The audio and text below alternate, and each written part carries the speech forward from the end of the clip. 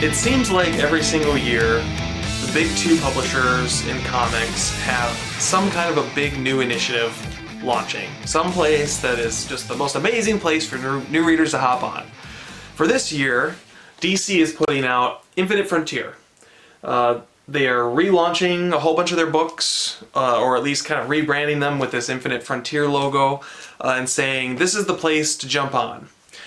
As someone who is way behind in comics, I've caught up on Batman, but I'm really not current. I've been going back reading older stuff the past couple of years, if anything. I thought it might be an interesting perspective to review these new books and see, are they actually a good hopping on point for new readers? So that's what I'm going to do. Over the month of March, I'm going to be bringing you all of the new Infinite Frontier titles as they come out. I might go beyond March. We'll kind of see how this first month goes. So today, I'm going to be reviewing for you Infinite Frontier number 0, Swamp Thing number 1 of 10, Suicide Squad number 1, Sensational Wonder Woman number 1, Crime Syndicate number 1 of 6, and finally, Batman 106. I hope you guys enjoy.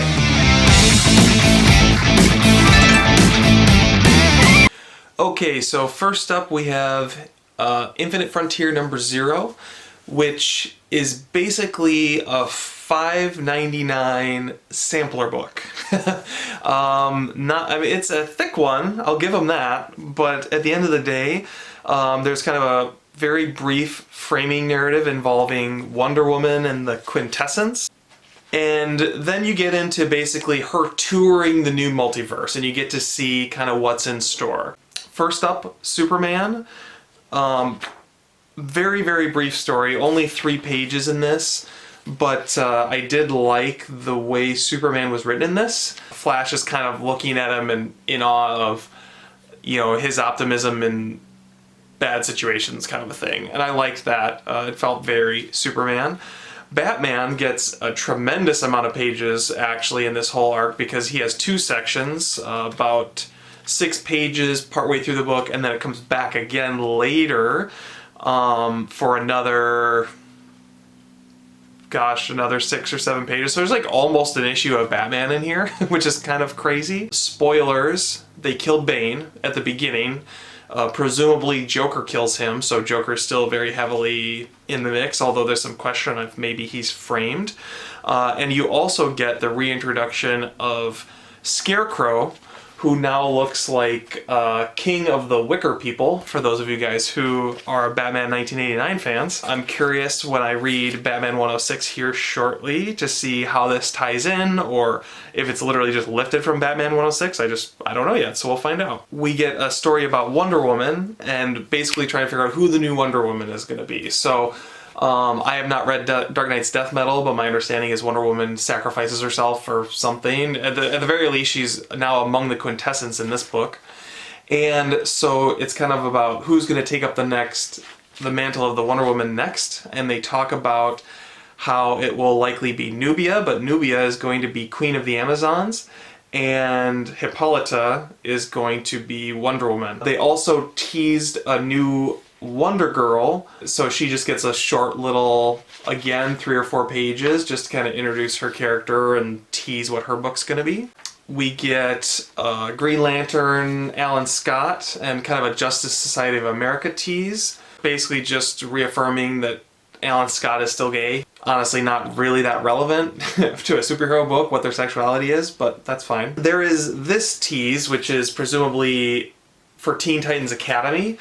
One problem I had with this book was, if this is going to be like a sampler issue in which you're going to, get all teases for all these different books, they don't actually tell you what books they're teasing. And there were multiple times where I would start a story and I'd be like, okay, wait, what is this actually building up to? And I go to the list of books at the front and try to match the book to the story, which probably isn't a good sign if you're trying to be new reader friendly. So something to think about there. Superboy, John Kent, who I remember him being a lot younger than this, but again, I'm not caught up, so I don't know when he became Nightwing's age, but whatever. They're basically teasing that there's something ominous about his character, and he's like a problem in this universe that everyone needs to look out for. Didn't actually make sense with the story they were telling, because in the story, Superboy is fighting this sort of hideous squid monster thing, and ultimately he recognizes that the squid monster isn't evil, he's just afraid, and Superboy goes through time and basically brings him home to the place where he came from, so he doesn't have to be an evil monster, he can just grow up like normal. So you have this like altruistic Superboy moment, but in the background they're talking about, watch out for this kid, he's a problem, which I don't quite understand what the logic of that was, beyond they're trying to force the framing story and the setup of Infinite Frontier upon whatever this Superboy title is going to be. Kind of a weird one. However, that was followed up by one that I actually liked quite a bit, which was the Green Arrow Black Canary, which I say I liked it quite a bit. It's literally 2 pages. But I thought this was good. It gave me the only chuckle I had out of the book. Green Arrow makes a point that now he's richer than Batman because Batman lost his fortune in Joker War. And Black Canary's like, if I cared about that, I would call myself Bat Canary, which I thought was kind of funny. And then I also really like the art. I like Alex Believe a lot. I have not read much with him since, literally back since Daredevil, but I remember it kind of took me back to those books back in the day and thinking that I really enjoyed that, and I'm curious to see where they take that storyline. Next up, we get a little intro to Stargirl. We get an introduction to Green Lantern, which I had to rack my brain because it's been quite a while. I used to be so into Green Lantern, and I just fell off after Jeff Johns. I didn't really care for the Venditti run, or at least the first part of it. I know he was on the book for quite a while. And so I had to kind of put my head back in the Green Lantern space, so it took me a while to kind of figure out what I was reading. I guess the big reveal in this is that instead of having the Green Lantern police force, there's going to be more of a UN except in space kind of a thing, which I think is an interesting idea. I might be on board for that. And then also we have a new teenage Green Lantern, which you can see here. I'm not sure if she was introduced before or she's new to this book, but I didn't hate that actually, and I like Jon Stewart. I haven't read enough Jon Stewart, so I don't know, I'm interested in this one. The last big story we get is a Flash story in which they introduce Wally West back into the DC universe, and there's kind of an exchange between Barry Allen and Wally West. I know that there's a lot of drama about what happened with Wally West in Heroes in Crisis. I did not read it, so this story really had no meaning for me, but if you are a Wally West fan, presumably this should hopefully get you back on board with his character and the direction of the DCU. And what else we got in here? You get the big double-page spread of, this is what the Infinite Frontier looks like. And then there's an epilogue, which I will not spoil, that teases kind of what the big bad is moving forward into 2021. To be honest, it wasn't anything that earth-shattering. Overall, I would say this book, probably not... I hesitate to say it's even worth a pickup, unless I would say if you read Batman, it probably is worth a pickup, but again, you're getting like basically 10 pages for $6. Or if you're interested in the greater goings-on of the DCU, you have the framing story that would maybe make this worth it, but again, we're talking about 6-7 pages out of a $5.99 title, and the rest is truly just what should be a 25-cent or free sample. Next up we have Swamp Thing, number 1 of 10. I actually like this book quite a bit. It introduces a new Swamp Thing in the form of a man named Levi. To my mind has a new power. Perhaps he's always been able to do this, but basically he, just by thinking about it, is able to transport himself into a cactus in the Sonoran Desert, manifest himself as Swamp Thing, then he's basically spit back into human form out of a tree in Central Park, which I thought was kind of interesting. There is a mysterious killer, and he's appears to be basically an agent of the Rot. The gist of the story is introducing those two kind of new characters. Ultimately, just an interesting start to the book. The big standout thing for this, for me, was the artwork. the artwork alone is enough for me to want to continue reading, just to kind of give you a sense. But it's got some, in my opinion, great color work, but also just some interesting panels, well laid out, and definitely enough to intrigue me to keep reading, even though it's obviously only issue 1 and too early really to know where this story is headed. Next up we have our first prequel to Infinite Frontier, which would make this Infinite Frontier issue -.1. And that's Suicide Squad #1. It sees Amanda Waller sending the team into Arkham Asylum, and the way it tied into the Arkham events going on in Infinite Frontier was just kind of a fun bonus. They want to break out and recruit Talon onto their team. As someone who was a big Court of Owls fan, I did take the dive into Talon, even though I was feeling pretty owled out. I did pick up that book and actually enjoyed it quite a bit for the 15 some odd issues that it ran for, and so I was excited to see him come back in this. Another thing I liked about this was the portrayal of Amanda Waller, like stone cold, take no prisoners, very much true to the classic Amanda Waller that we've known in the past. There is one pretty big reveal in here towards the end of the issue, where Amanda Waller reveals an additional team member that she has kind of tucked away in a cell somewhere, but I won't spoil that here. I would definitely recommend picking up this book and checking it out for yourself. I enjoyed it.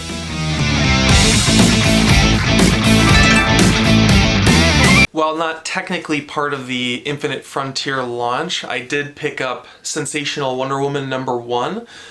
This is a digital first DC series, an anthology book intended to celebrate the 80th anniversary of Wonder Woman, or so I read on the internet. So I don't know how long this is running for, if this is intended to be ongoing, but I figured I'd give it a shot. I know there's going to be some other anthology books, and I'm kind of interested to see how these anthology books go. I did enjoy the art. It has kind of a almost a Cliff Chang quality to it. The story basically revolves around Wonder Woman who's trapped in a dream state. She actually is in the lair of Dr. Psycho, and there's kind of a wonderful moment where she's sort of fighting with her demons. She breaks out, and at the end of the day, she's fighting Dr. Psycho, who's, you know, 3 feet tall. And you have this majestic Wonder Woman. Kind of a fun read. Again, nothing super special. I don't know if this is a story that will continue or if the next issue is just kind of completely its own thing. I would imagine the issue 2 is already out digitally, but I will wait for the floppy when that comes out in a month.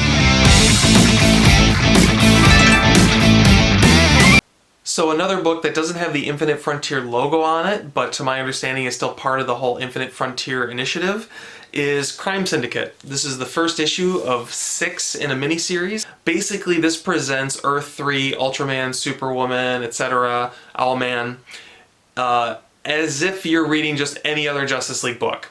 It starts off with Starro and a reference to the first Justice League adventure, and it just sort of presents it as if you're supposed to assume that this is just the Justice League that exists in this universe.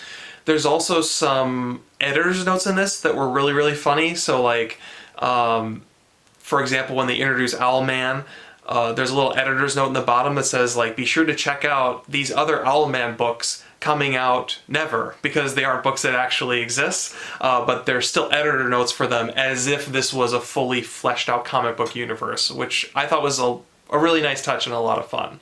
This also is a story that has a backup, or at least is told in 2 parts. So you get kind of the main story dealing with Starro and mainly just introducing all the superheroes from this universe, all the major Justice League superheroes. And then at the end, you get a whole section about Clark Kent leaving Krypton, being found by the Kents, who in this universe basically use him to do all the work around the farm. And you get to see kind of what his upbringing was like and how that kind of factored into who he developed into as a character. It made for some kind of fun, ironic storytelling. If you like Earth 3, you like Ultraman, Superwoman, Owlman, This is definitely a book worth checking out. I would highly recommend it. Maybe as a trade since it's only 6 issues, but either way, definitely don't overlook this one. It's worth it. Last but not least, we have Batman 106, basically leading directly out of the pages of Infinite Frontier 0. If you open this book and they're making references to events that you're like, when did this happen? I don't remember this in 105. Easy answer, it's probably in Infinite Frontier 0. So you probably do want to at least give it a read before digging into this book. Basically, if I was to sum this up, it looks like Tinian is going to do RoboCop, except now it's Batman. There is a figure talking to the mayor, and he wants to introduce a new super police group, insert them into the police force, and they will be basically an armored response to the growing unrest going on, i.e. RoboCop. In addition to that, Gotham in this feels very much like the Detroit in RoboCop, where you have these sort of over-the-top criminal elements. In this, they're called the Unsanity Collective, and basically they're kind of acolytes of the Joker, post-Joker War, post-Punchline. And there's even a segment on the news you get to see in this where people are talking about, like, would I move to Gotham? No, I would never move to Gotham. Very RoboCop Detroit. Interesting concept. I'm curious to see where they take this. Again, it's just the beginning of a story, so it's hard to know, but based on his prior work from the last 20 or so issues, I do have a lot of faith that this book is going to pay off. This book is now $4.99 because it does have a backup story featuring Robin, which is a story I don't have a whole lot to say about. It's only a few pages and it's going to be continued in Detective, which means technically if you want to get the whole Robin story that they're telling in this, you're going to have to be buying both Batman and Detective Comics, which feels like a little bit of a dirty move on DC's part. The question is, are they going to eventually give up on the backstory idea and just hold the line at $3.99, or are we going to move forward with $4.99 and just eventually drop the backstory idea? It's just hard to say what they're going to do. Regardless, $4.99, definitely a hefty price tag for a book that I'm committed to buying. Hopefully the price doesn't put you off too much because the art and the writing in this are really good, and I am excited to see where it goes.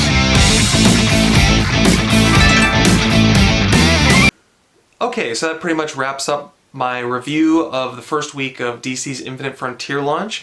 I am going to take a minute to go through these books from least favorite to most favorite, just to kind of give you a sense of where I'm sitting with each of them. None of the books were bad. I actually enjoyed at least parts of all of them. There was one that stood out to me as just kind of the obvious bottom. I will say though, at the same time, while the rest of the books I pretty much universally enjoyed, none of them stood out to me as like the obvious #1 book either. That said, it's only the first issue for a lot of these. Sometimes it takes a couple issues to get going, and hopefully within a month or two, I'll have a much better idea of where these books are headed and which books really stand out to me. Kicking things off, my least favorite book of the week definitely was Infinite Frontier #0. The reality is this is a preview book. It's $5.99. It's supposed to be a jumping on point, but the price point and the way it's laid out makes it confusing, and I'm not a new DC reader. I should be able to pick this book up and understand exactly what's going on with no real trouble, and I've found myself confused quite a bit. It isn't easy to hop on and read it, and this is supposed to be the foundation of everything. Next up, I wanted this one to be higher, but Sensational Wonder Woman #1.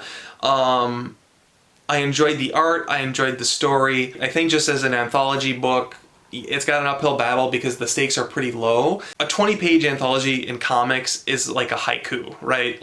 You can only go so far, you can only make so big of a point about a character or about a story, and it's just not going to have that much depth, and for that reason, I ranked it second to the bottom. But that said, I did enjoy it, and if you like anthology stories, and you like Wonder Woman, I'd probably pick it up.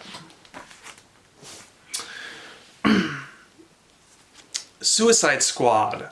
This is another one I wanted to be higher than it was, because it was probably the most fun book to read. Well, this one and another one were the most just flat out fun books to read. It was easy to just hop in, get into the characters, and enjoy the character dynamics and how they interacted with each other. The fact that Amanda Waller is back in full form, maybe she has been, during DC Rebirth, I just wasn't really familiar with that. So it was fun to see that return to form for her. And I am excited to see where it goes. Like Talon, want to see more.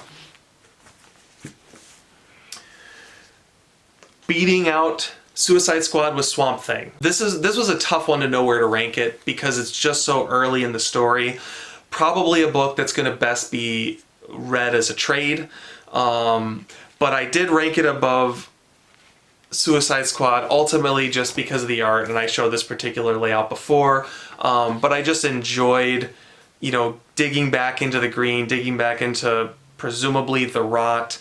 I liked the way his powers worked in this book, and it was intriguing, and this is the one that I'm probably the most excited to read issue 2 for out of all the books that I read this week. So for that reason, it was towards the top of the pile. Penultimate issue, Batman 106. Really like this book. Really like the sort of RoboCop in the DC Universe direction that Tynion's going. The reason this didn't make the #1 spot, honestly, was the Robin backup. I'm just annoyed that this book is $4.99. I'd rather hold the line at $3.99, and if you wanted to hold the line at $2.99, that would make me even happier. So that leaves only one book, and that is Crime Syndicate, #1. So I wasn't really sure if I was going to care about this book because it's an alternate universe, but I really liked it. It kind of gave me Earth 2 vibes, actually, which was a book I really enjoyed back in the New 52 era, except that instead of having positive versions of our Justice League characters, you have these evil ones. For someone who did not care for Forever Evil when that came out back in the day, it was fun. It was a fun surprise to read this book, see all those same characters, but told in a way more fun way, and enjoyable art inside to go along with it. So yeah, Crime Syndicate, my favorite book of the week. Another one probably better to wait for the trade in all reality, but definitely worth a pickup if you get a chance to check it out. Thank you guys for taking the time to look at these reviews with me. I hope you enjoyed it. I hope this video was informative for you and you were able to decide which books, if any, from DC you were going to pick up this week. And I will be back next week with another round of Infinite Frontier reviews. In the meantime, hope you guys have a good week and enjoy the comics you pick up. Catch you later.